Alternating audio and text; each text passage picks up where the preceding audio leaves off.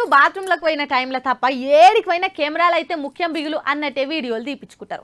అన్ని యాంగిళ్ళల్లో కవర్ అయ్యేటట్టు 5-6 కెమెరాలల్లో వీడియోలు రికార్డులు చేపించుకుంటారు. అవిటికి బీజిఎంలు పెట్టి ఎమోషనల్ టచ్లు ఎలివేషన్లు ఇచ్చి పబ్లిక్ పల్స్ తోటి కబడ్డీ ఆడుకుంటారు. అది నవేడేస్లో అందరు చేస్తున్న పని. కాకుంటే కొన్నిసార్లు ఎమోషనల్ బీజిఎం లేచి సెంటిమెంట్ టచ్ అయ్యేటట్లు చేసిన వీడియోలు ఇట్లా రివర్స్ కూడా అవుతుంటాయి.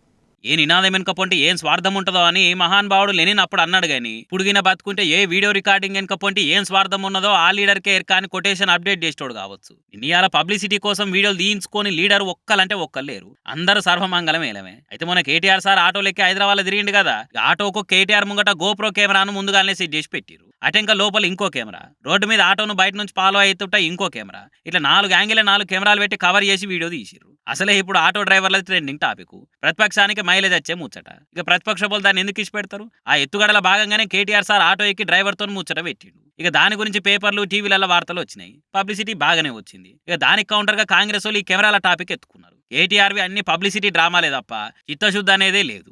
ఆటోకి కెమెరాను ముందుగానే సెట్టింగ్ చేసుకొని స్క్రిప్టెడ్ వీడియో తీయించుకొని ఆటో డ్రైవర్ల మీద పాయరమంతా గారిపోయేటట్టు కవరింగ్ చేసిండని ఎక్కిరిస్తున్నారు. కేటీఆర్ కు పబ్లిసిటీ తప్ప పబ్లిక్ గోసలు పట్టే అని ఉల్టా కౌంటర్లు వేస్తున్నారు. అయితే కార్ పార్టీ వాళ్ళు ఏం తక్కువ లేరు. మరి రాహుల్ గాంధీ జోడో యాత్రలో చేస్తుందేంది? పబ్లిసిటీకి బ్రాండ్ అంబాసిడర్లే మీరు మామూలు అంటున్నారు ఇప్పుడు అని అటాకింగ్ చేస్తున్నారు. మరి చూడాలి పంచాయతీ ఏడు దాకా పోతుందో ఏం కథను.